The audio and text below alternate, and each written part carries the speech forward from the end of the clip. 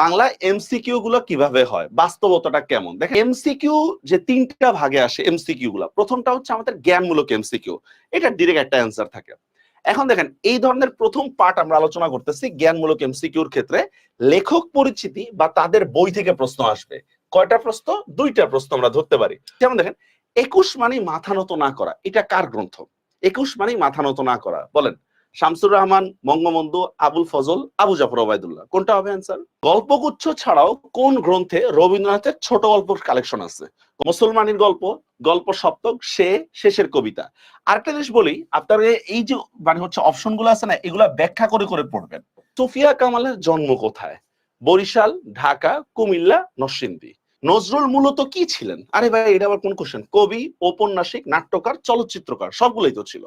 তাহলে কি এটা লেখক পরিচিতির মধ্যে দেওয়া আছে? মূলত কবি হলো নজরুলের পদচারণা ছিল সাহিত্যের বিভিন্ন প্রাঙ্গণে।